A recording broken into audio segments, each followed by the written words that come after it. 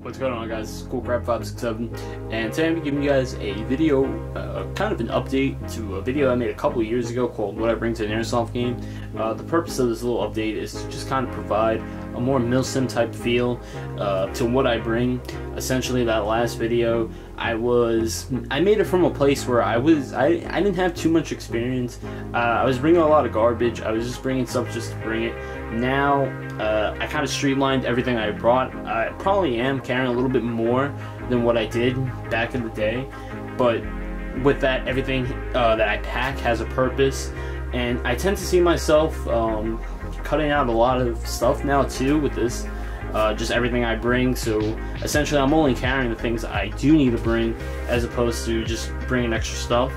So I think that's just kind of how I've been doing it for a couple of months now, just getting rid of more and more stuff and only bringing what I really feel is necessary. So I'm going to break this video up into 3 parts. We're going to go over what's in this bag, what's in the Pelican case, and then kind of some extras, so we'll go over the extras first. So going over to footwear first, this is probably the most overlooked but the most necessary part of any kit, what you're going to be using. Now, I see a lot of people tend to overlook footwear or kind of cheap out on that, and that's a really big no-go. You might be able to get away with certain types of shoes. For instance, if you're going to like a couple hours CQB game, you might be able to get away with something like Jordans. But if you're gonna really put a lot of time into your boots and shoes, you're gonna notice what works and what doesn't work. So at least for me, I found that both these boots provide great support. I had no problem with these. I used to run these actually. I used to run these Merrills, and these things were great for CQB. Now, I used these once in the snow and they were completely drenched. I also used these, I think, for a 2-day Milsim game. I believe that's what it was. And by the second day, I just had so many fucking calluses that I was like, alright, fuck these shits. So then I was able to pick up the Solomons, and I have yet to have any pain. Of course, you're still going to have foot pain no matter what. There's no way to really avoid that. But it's not going to be as bad as something like the Solomons or something like the Aslos. So that's just my personal opinion. So definitely invest in your footwear. Don't cheap out. Don't cheap out on the Merrills. As you can even see, like, these things are falling apart. These things are not Gore-Tex either, so these things are going to be able to get really wet fairly easy, as opposed to the Solomons and the Aslos, which are both made out of Gore-Tex. So definitely invest in a good piece of footwear. Don't cheap out like I did in the beginning, because instead of buying 2 of these like I did, you could have bought a solid pair of boots. So that's just my personal opinion. So next we're going to go to BDUs. Now, because Airsoft is probably the most expensive fashion show there is out there, a lot of Milsim type players like to go for really high-end quality BDUs. I personally do that. There's nothing wrong with that. There's nothing wrong with going for more affordable stuff such as LBX and stuff of that nature. I personally just like to go for Crye Precision. I think all but 3 of the pairs of pants that I own are Crye Precision. So I have tons of pants that I could have went through, but I decided to focus on these 3 pairs. Now, these are all Crye Precision Gen 3 pants. These are the newest generation so far. I know they're going to come out with Generation 4, but I probably won't upgrade all the pairs. I'll probably just keep the Generation 3s because they've worked out fantastic for me so far. Starting off here, we have the Multicam Black. I decided to keep the tan knee pads in those just because I think they look pretty nice with them. I did buy these just to kind of complete the collection. I was not a fan of them, but these things actually really grew on me. I'm happy I picked these up. Next, we have the Multicam Arid, and Multicam Arid, in my opinion, is probably the most underrated pattern out there. This thing is beautiful. I love these pants. These are probably my go-to pants whenever I decide to go anywhere. Most likely, if we're running on Tantium, I will be running these 2 because I just like them so much. And then we have the Multicam Tropic right there. I was not too crazy of the Multicam Tropic. I kind of just bought it just to complete the collection, but they did, again, grow on me. So I have been using them a little bit more than I thought I would. Now, the thing about Crye Precision pants, and a lot of pants now, is that they have integrated knee pads, and once you go to a system like this, it's hard to go back to anything like that. Now, these integrated knee pad pockets are going to stay really close to the body, and they're not going to sag on you like external knee pads, so it's a big plus. So at least personally, what I like to do now is just go for pants that have integrated D-pads. It's kind of hard to go play with something that like with a system that does not have integrated knee pads, such as jeans or kind of like surplus BDU pants. So that's just how it is personally for me right now. So another essential that I almost forgot to mention was a belt. Now, if you're like me, a kind of a belt has taken on a new meaning. It used to mean 2 mags on your side, keep a pistol there, but now it's basically just keep my pants up and run a dump pouch, which is basically keeping your pants up is what a belt's designed for, but that's just basically what I've been using it for. I'm not running a pistol anymore.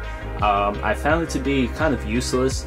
I think it's a lot quicker essentially just for me to reload than it is to use a pistol, so lately that's just how I've been running it, and that's basically what I bring. So this is just a Ronin Tactics inner belt.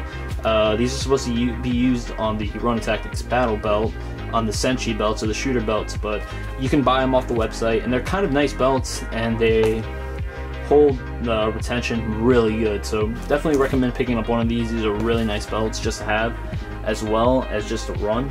Now next we're going to go over the tops. Now because it's summertime, I'm going to go over the tops first that I run in the summer. Now these are Boss Rugby shirts. These things are excellent shirts. They keep you cool. They dry quick, they're comfortable, and these are just probably one of the best shirts that you can wear. Now I have these in 2 colors. I have one in tan for tan team, and I have one in black for green team.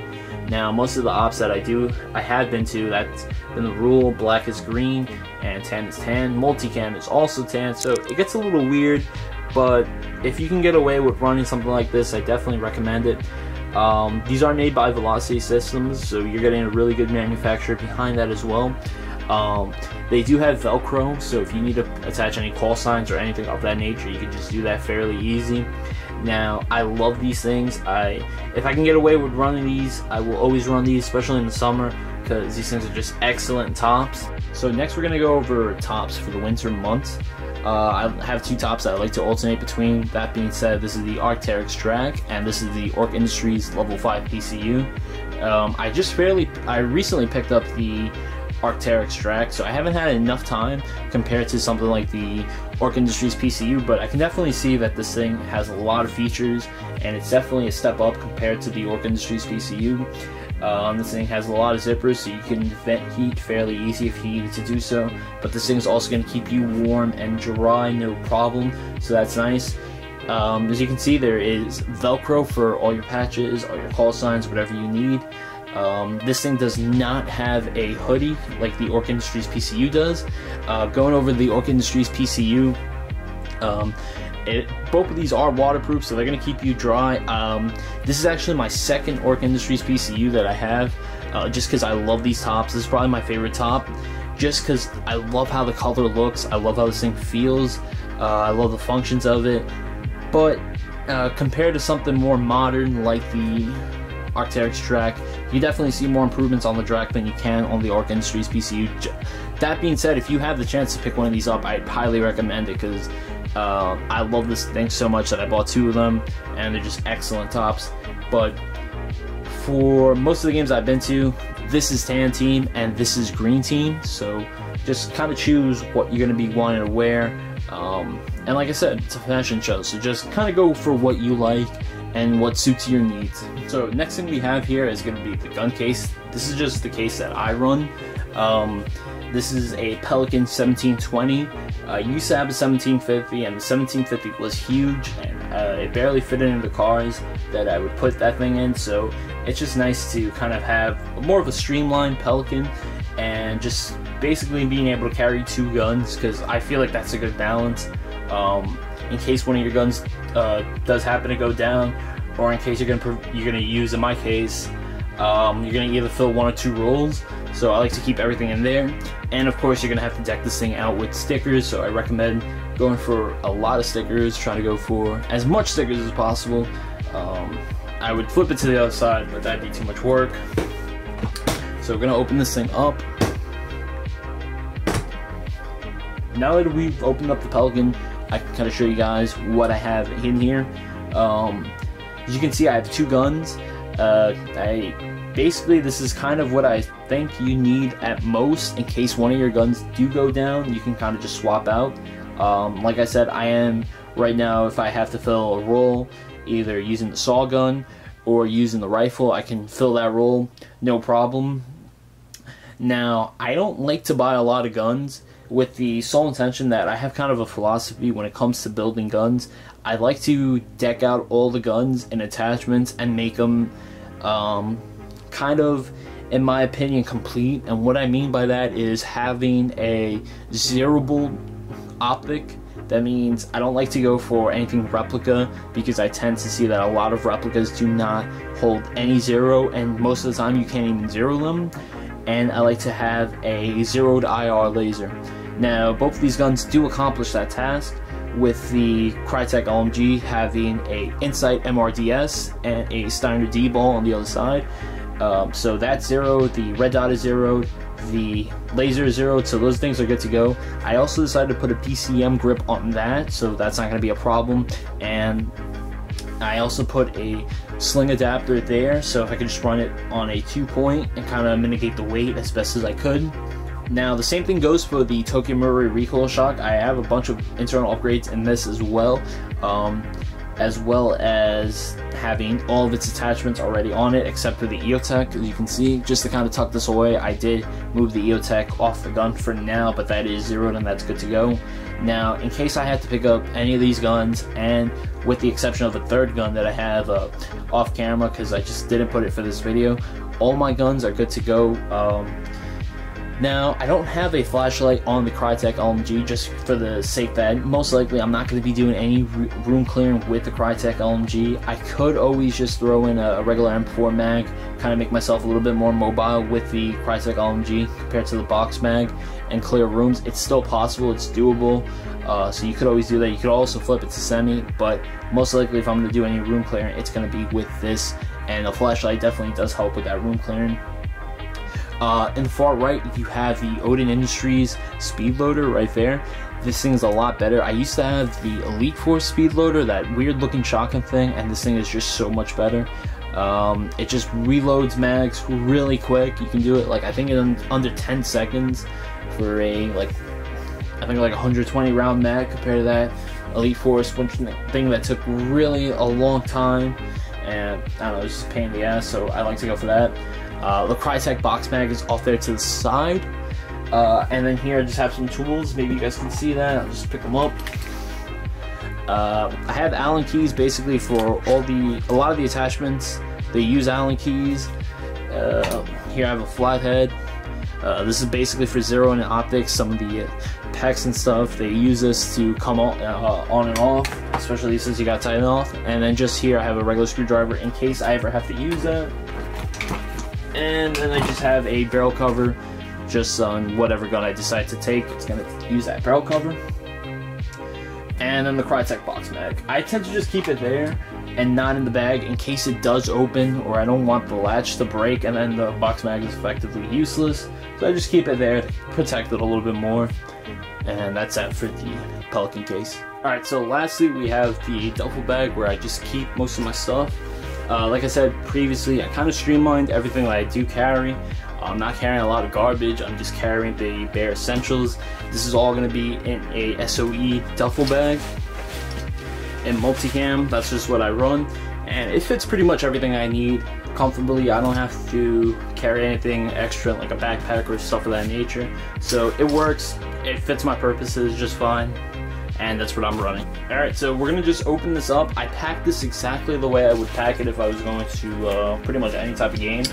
So if I make any mistakes, I apologize. I'll try to correct myself, but this is gonna be just me unpacking this the way I would unpack it. If I make any mistakes, again, I apologize. I'm just gonna put things off to the side once I go over them. Here is a CSM dump pouch in Ranger Green. I believe you can find these on the First Spear website. They're really good dump pouches. I used to run this when I had a Ranger Green kit, but I just liked it so much, so I just kept it. I still run it even if I'm running tan or anything of that nature. Next here we have an Iron Face. For Milsim type games, I don't tend to run this. If especially if I'm playing an outdoor game. I won't really run this. If I'm playing like at a local CQB game, I will run this just because the chances of getting shot in the face are a lot higher compared to playing at something like an outdoor field where the chances are a lot less. I tend to run it in black because it, if you're running a ski mask, it kind of blends in just fine. But this thing's already a little rusted, so I might have to swap it out soon. Next we have these pairs of Oakleys. These are not M frames, even though I was told they were M frames by the guy at Sports Authority. I tend to wear these if the situation allows. They don't have a halo kit or anything, but if the situation allows, I will run these from time to time. They do tend to fog up a lot more than my regular goggles, but these are nice if you don't want to put your goggles, or if they're like form fit to your helmet and you want to just go chrono. I tend to do that from time to time. Next here we have a backup sling. This is actually my backup sling. This is a US Tactical sewing sling in Tropic. Yeah, I don't really run this that much. I got a better sling, but I just bring this in case one of my buddies forgets their sling, and I let them use this. I tend not to get them back after I do lend them out, so that's one thing I gotta watch out for. Next we have one of the gaiters. If I can find the other. Here we go. These are outdoor research gaiters. These things are going to be a little bit useful, especially playing in the snow, because they're going to add a little bit more protection around the ankle area, or if you're playing in the mud. I got these because I think they look pretty cool, and you really don't feel these. They basically go around your ankle and they go under your boot, and you can keep them in, and they're going to offer you a lot more protection. So, I don't know, they're pretty cheap, so I decided to pick up a pair, and it's just nice to always have them in case the weather situation changes. Here we have one of my ski masks. I tend to run these a lot in the winter. In the summer months, I don't really run these, just because of just how hot it is, and they're kind of restricting, but if the situation allows, I tend to wear these. But I have multiple ones of those just because I like to swap them out if they get really nasty, and I tend to wash them after every use. Here we have, I believe this is an ATS GP pouch with my goggles. These are ESS goggles. These things really don't fog up. They're really nice. I do have spare lenses I do like to swap out in case these ones get really scratched. But it's almost time to get a new pair because this piece is breaking on them. Hopefully you guys can see that. So I'll probably get a new pair soon. But the lenses are still really good and clear. So next we have this Pelican case. This is probably one of the big ticket items in this. This was a Pelican I bought at Best Buy, out of all places, and this is where I used to house all my camera stuff and batteries. Here I have the battery for the Crytek Box Mag, Mohawk battery. Here I have the Mohawk camera. As you can see, there's a little bit of Lexan there just to protect it. This is a battery for the red dot. Here we have a couple GoPro batteries. A GoPro right here. This is basically what I use all the time.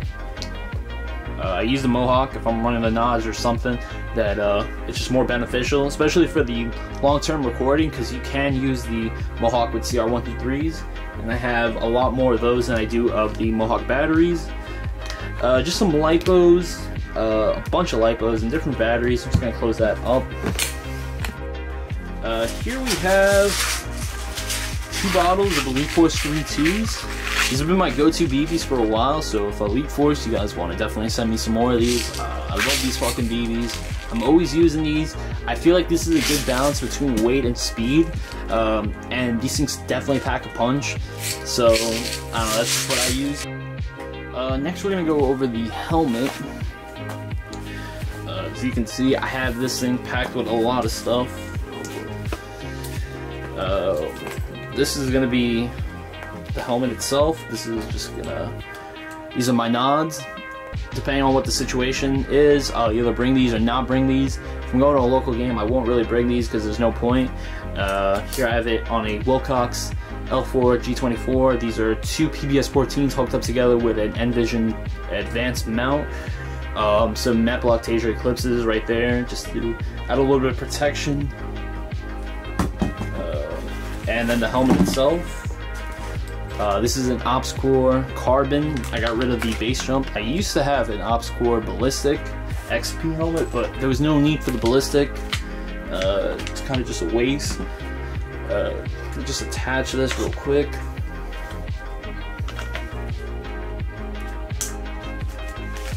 And you guys can see how it's going to look with the nods.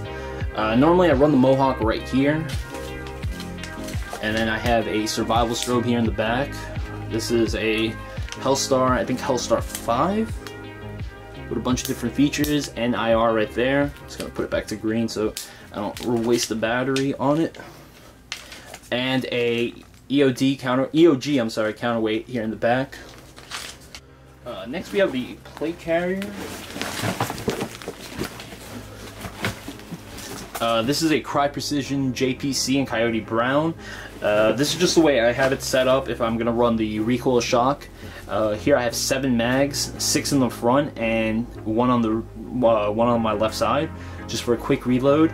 I also have this Elite Force dead rag there, so I can just quickly access it if I need to.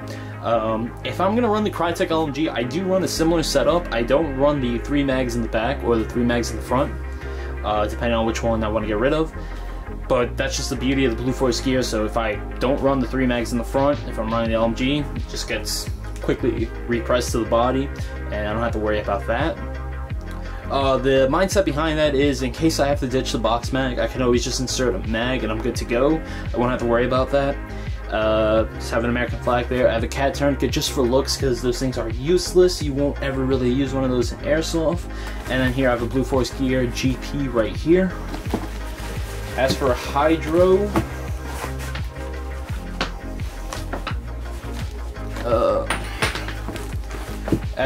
I have an ice plate here in the back. You can't really see that, but it's basically shaped like a it's shaped like a ESAPI plate that you just put in the back, and it keeps you cool. You can basically freeze it, and you can just drink for it. As it cools you throughout the entire day, you can just drink the water, so that's kind of nice. Alright, so with those things out of the way, it's basically just down to a few items. Here I have some electrical tape. This is probably the most asked for thing. If you ever play, you always have somebody asking you for electrical tape. I just have it on a little carabiner. I won't ever really attach it to the plate carrier with the carabiner, because I fear that it's going to get snagged up on something. I think it's kind of pointless to run it, just because you've seen some picture of somebody running it that way. I don't think you should necessarily run it that way yourself. Here is my main sling system. This is a Vickers. This is a Blue Force Gear Vickers padded sling in multicam arid. I really like this sling. It's been my go-to sling now for a couple of weeks now. I picked this up recently, and I really like this thing. I'm just gonna throw that off to the side. Here I have a bag of CR123s. These are Surefire CR123s. I decided to buy them in bulk just because it was a lot cheaper to do it that way. I also have, like, I think 4 boxes of these.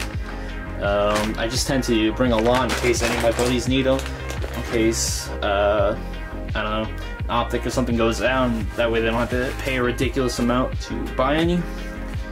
Here I have this is going to be the last item. These are my Mechanics Impact 4X gloves.